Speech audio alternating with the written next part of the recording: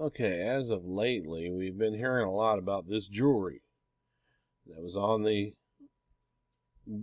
bar area of the kitchen, just across from the island.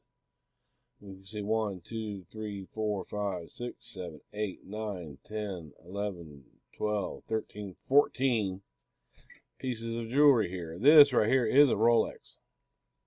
Worth quite a bit of money. And what we keep hearing is why it was down there. Because Halina was going to clean it, right? And we keep hearing that the intruder couldn't have seen this because it was hidden. But it was hidden, so there's no way he could have seen it. That's why it didn't get taken. I beg to differ. If I'm just an anonymous intruder type of person, I would have saw that before I saw that knife. If I was just attempting to rob, I would have saw that.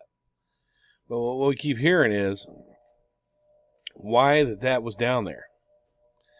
And Danelle states that it was down there because Halina was going to clean it. Now, Halina had only been there to work for a couple days. 2 days. Didn't know her that well. Right?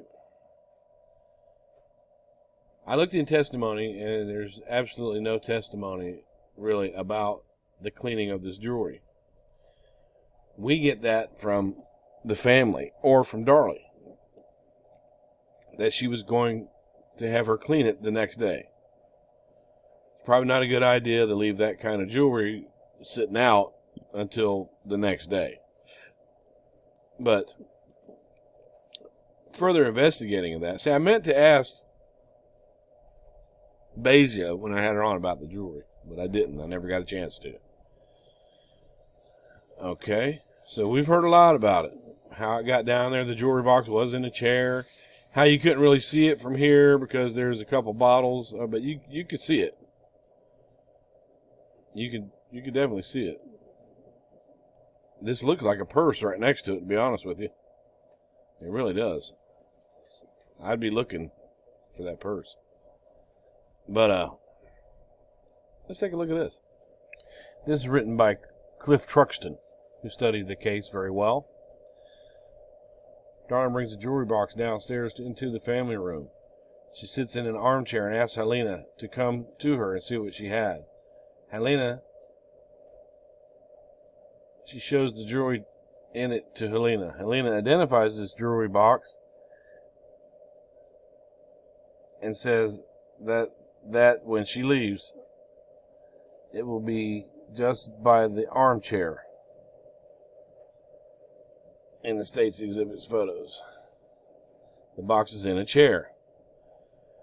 Darlie takes out the pieces of jewelry and talks about them. Darlie tells Halina, apparently unsolicited, that she needs $10,000. No discussion comes up about selling the jewelry. Darlie asks Halina to bring her rings over from the counter. Halina hands them to Darlie, who looks at them and then hands them back to Halina and tells her to put them back where she had taken them from, which Halina does. These are the rings which will be later photographed and shown as being out and visible during the attack. Very visible. They're not hidden that much. Halina says the jewelry on the counter was very expensive. There is no discussion of cleaning it, and she does not expect to clean that jewelry the next time she came back to work.